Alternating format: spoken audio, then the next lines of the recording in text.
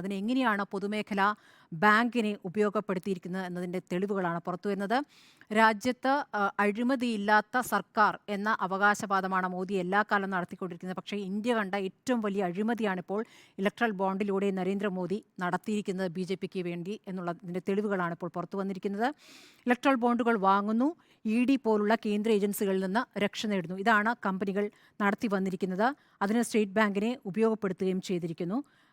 ഇപ്പോൾ CPMനെയും കോൺഗ്രസിനെയൊക്കെ ഇന്നിപ്പോൾ പത്തനംതിട്ടയിലെത്തിയിട്ട് മോദി വിമർശിക്കുകയുണ്ടായി. പക്ഷേ അതേ മോദി ഇലക്ട്രൽ ബോണ്ടുമായി ബന്ധപ്പെട്ട് കോടതി ഉത്തരവുണ്ടായ സമയത്ത് നേരത്തെ MV നികേഷ് കുമാർ ചൂണ്ടിക്കാണിച്ചതുപോലെ കുചലന് കൃഷ്ണൻ കൊടുത്തതുപോലുള്ള ഔദാര്യം എന്നാണ് പറയുന്നത്. ആ ഔദാര്യം എന്ന് പറയുന്നത് 1300 കോടിയുടെയും 1000 കോടിയുടെയും ഔദാര്യമാണ് എന്നതിൻ്റെ തെളിവുകളാണ് ഇപ്പോൾ പുറത്തു വരുന്നത്.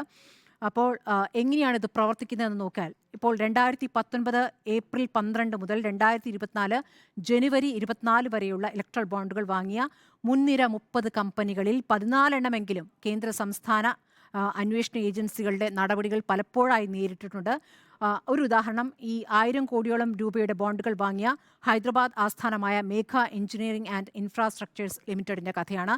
2019 ഒക്ടോബറിൽ ആദായ നികുതി വകുപ്പ് ഈ കമ്പനിയുടെ ഓഫീസുകളിൽ റെയ്ഡ് നടത്തുന്നു. തുടർന്ന് EDയും അന്വേഷണം ആരംഭിച്ചു.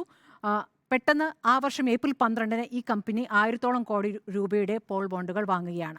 പിന്നീട് സംഭവിച്ചത് ഈ കമ്പനിക്ക് കേന്ദ്ര സർക്കാരിൻ്റെ 14,000 കോടി രൂപയുടെ കരാർ ലഭിക്കുകയാണ്. അതെങ്ങനെയാണ് അപ്പോൾ സംഭവിക്കുന്നത്? ഒന്നുകിൽ ഭയപ്പെടുത്തുന്നു, അതിനുശേഷം പണം നൽകുന്നു, പിന്നീട് അവർക്ക് കരാർ ലഭിക്കുന്നു. ഇപ്പോൾ സാന്റിയാഗോ മാർട്ടിൻ ഏറ്റവും കൂടുതൽ പണം നൽകിയ സാന്റിയാഗോ മാർട്ടിനാണെന്നതിൻ്റെ തെളിവുകളാണല്ലോ പുറത്തു വരുന്നത്. അപ്പോൾ സാന്റിയാഗോ മാർട്ടിൻ്റെ future game and hotel services company ഏറ്റവും അധികം പണം ബോണ്ടുകൾ വഴി നൽകി. 1369 കോടി രൂപയുടെ കള്ളപ്പണ കേസിൽ ED നടപടി നേരിടുന്ന കമ്പനിയാണ് എന്നുള്ളതാണ്. ഈ എല്ലാ സമയത്തും ഈ സാന്റിയാഗോ മാർട്ടിൻ നേരത്തെയും വിവാദങ്ങളിൽപ്പെട്ടിട്ടുണ്ട്. നേരത്തെ ചൂണ്ടിക്കാണിച്ച പല കാര്യങ്ങളും ഭരണത്തിൻ്റെ ഭാഗമാകുന്ന രാഷ്ട്രീയ പാർട്ടികൾക്ക് നേരത്തെയും സംഭാവന നൽകിയിട്ടുണ്ട്. അതിൻ്റെ പേരിൽ വിവാദങ്ങളും ഈ സാന്റിയാഗോ മാർട്ടിനുമായി ബന്ധപ്പെട്ടിട്ടുണ്ടായിട്ടുണ്ട്. മ്യാൻമറിലെ ഒരു സാധാരണ തൊഴിലാളിയായിരുന്നു. 1988-ൽ തമിഴ്നാട്ടിൽ വന്ന് ലോട്ടറി ബിസിനസ് തുടങ്ങിയ ശേഷമാണ് പിന്നീട് അങ്ങോട്ട് പടിപടിയായി ഉയർച്ച. ലോട്ടറി കിങ് എന്ന പേര് നേടുന്നു. തമിഴ്നാട്ടിലെ DMKയുമായി ബന്ധം, ഇവിടെ കേരളത്തിൽ LDF സർക്കാരുമായി ബന്ധം, ഇതൊക്കെയാണ് ഉണ്ടായിട്ടുള്ളത്.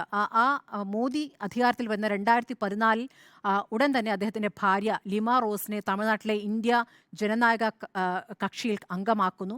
മോദിക്കൊപ്പം വേദി പങ്കിട്ടുകൊണ്ടുള്ള പടം ഉണ്ടാകുന്നു. അത് വലിയ വിവാദങ്ങളൊക്കെ ആ ഘട്ടത്തിൽ ഉണ്ടാക്കിയിരുന്നു. ഈ മേഘ എഞ്ചിനീയറിംഗ് ഇൻഫ്രാസ്ട്രക്ചർ കമ്പനിയുടെ കാര്യങ്ങളും പറഞ്ഞല്ലോ. 980 കോടി റിലയൻസ് ബന്ധമുള്ളപ്പോൾ സുജയ പറഞ്ഞു റിലയൻസ് അത് നിഷേധിച്ചു എന്ന്. പക്ഷേ റിലയൻസുമായി ബന്ധമാണ് പുറത്തു വരുന്ന വിവരം.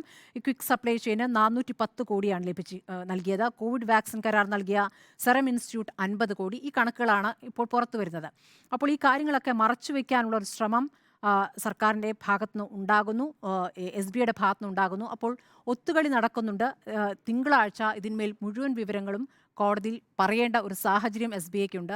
അത് കഴിഞ്ഞാൽ എന്താകും? അത് ഈ തെരഞ്ഞെടുപ്പിൽ ഏത് രൂപത്തിൽ പ്രതിഫലിക്കും എന്നുള്ളതും കൂടി പ്രധാനപ്പെട്ട വിഷയമല്ലേ. ഇപ്പോൾ കോൺഗ്രസ് പറയുന്നു ഏറ്റവും വലിയ അഴിമതി എന്ന് പറയുന്നത്. പക്ഷേ കോൺഗ്രസിനും കിട്ടിയിട്ടുണ്ടല്ലോ എന്ന് മറുവാദം BJPക്ക് ഉന്നയിക്കാം. പക്ഷേ അപ്പോഴും ഈ രൂപത്തിൽ കേന്ദ്ര ഏജൻസികളുടെ അന്വേഷണം ഒരു ഘട്ടത്തിൽ നിന്നു പോകുന്ന ഒരു സാഹചര്യം അല്ലേ. ഈ പറയുന്ന കമ്പനികൾക്ക് പിന്നീട് വലിയ കരാറുകൾ ലഭിക്കുന്നു. ഈ സാഹചര്യമൊക്കെയാണ് നമ്മൾ കണ്ടുവരുന്നത്. ഇവർക്ക് ആർക്കെങ്കിലും എതിരെയുള്ള അന്വേഷണം നിന്നു പോയിട്ടുണ്ടോ? ED അന്വേഷണം സാന്റിയാഗോ മാർട്ടിന്റെ ചെയ്ത ആ എമൗണ്ട്, ആ കോടികൾ അയാൾക്ക് തിരിച്ചു വീണ്ടും ഉപയോഗിക്കാം. അത് നമുക്കറിയില്ല. അത് നമുക്ക് ഞാൻ പറയുന്നത് പറയട്ടെ, സാന്റിയാഗോ മാർട്ടിന്റെ സ്വത്ത് മുഴുവൻ പിടിച്ചെടുക്കണമെന്നാണ് സാന്റിയാഗോ മാർട്ടിൻ പറയട്ടെ. തിരിച്ചു ചെയ്ത കാര്യങ്ങളാണല്ലോ പറയുന്നത്. സാന്റിയാഗോ മാർട്ടിന് മുഴുവൻ സ്വത്തും ഫ്രീസ് ചെയ്യണമെന്നുള്ള ഉത്തരവുണ്ടായിരുന്നു. പക്ഷെ അതിന്മേൽ എന്ത് നടപടി ഉണ്ടായി? ആ നടപടികൾ എവിടെ എത്തി നിൽക്കുന്നു? പാതി വഴിയിലാണ്. 409 കോടി ഫ്രീസ് ചെയ്തപ്പോൾ സാന്റിയാഗോ മാർട്ടിൻ ഓടിപ്പോയി ഇലക്ട്രൽ ബോണ്ട് വാങ്ങിക്കുന്നു. 100 കോടിയിൽ ഇലക്ട്രൽ ബോണ്ട് വാങ്ങിക്കുന്നു. അപ്പോൾ ഫ്രീസ് ചെയ്തതിന്മേലുള്ള ഫ്രീസ് നീങ്ങിയോ? ഇല്ല. അന്വേഷണം തുടർന്നു. എന്നിട്ട് എന്താണ് നടക്കുന്നത്? കറന്റ്ലി എന്ത് നടക്കുന്നു? ഇതിങ്ങനെയാണോ എല്ലാ കാര്യങ്ങളും ഇങ്ങനെയാണ് നടക്കുക? അതെ, കരുവന്നൂരിലും ED അന്വേഷണം നടക്കുന്നത്. അത് വരുമല്ലോ. കരുവന്നൂർ അതാണ് പറഞ്ഞത്. ഓരോ ഘട്ടത്തിൽ ഏത് സമയത്തിന് അതിന് വേഗം കൂട്ടാം, ഏത് സമയം അതിന് വേഗം കുറയ്ക്കാം, അതിന്റെ പ്രോസസ്സാണ് പറഞ്ഞത്. ഞാൻ പറഞ്ഞു തീർന്നില്ലല്ലോ. അപ്പോൾ ഈ രീതിയിലാണ് ഈ രീതിയിൽ പല കമ്പനികളെയും സ്വാധീനിക്കുകയും കമ്പനികൾ ഭയന്നുകൊണ്ട് പണം നൽകുകയൊക്കെ ചെയ്തിട്ടുണ്ട്. ഇതിന്മേൽ കൃത്യമായ മറുപടി പറയാൻ ഇതുവരെ BJPയിലെ പ്രധാനപ്പെട്ട നേതാക്കൾ തയ്യാറായോ? ഇതിന്മേൽ ഈ അന്വേഷണവുമായി ബന്ധപ്പെട്ട് അല്ലെങ്കിൽ കോടതി ഉത്തരവുമായി ബന്ധപ്പെട്ട് ഈ കുചേലൻ ശ്രീകൃഷ്ണൻ പറഞ്ഞല്ലാതെ എന്തെങ്കിലും പ്രതികരണം ഉണ്ടായിട്ടുണ്ടോ? കോൺഗ്രസിന്റെ പ്രതികരണം ഇന്നുണ്ടായി. കപിൽ സിബൽ പറഞ്ഞു വലിയ രൂപത്തിലുള്ള അന്വേഷണം വേണമെന്നുള്ള കാര്യത്തിൽ പറഞ്ഞു, SIT അന്വേഷണം വേണമെന്ന് പറഞ്ഞു.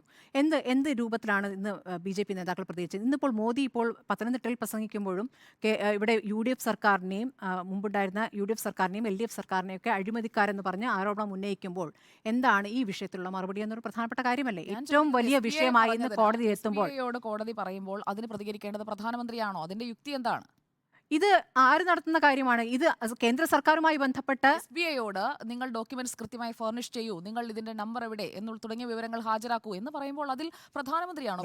അങ്ങനെയാണെങ്കിൽ എന്തിനാ കുചേലൻ ശ്രീകൃഷ്ണൻ പറഞ്ഞ എന്തിനാണ് പിന്നെ? നോക്കൂ, ഈ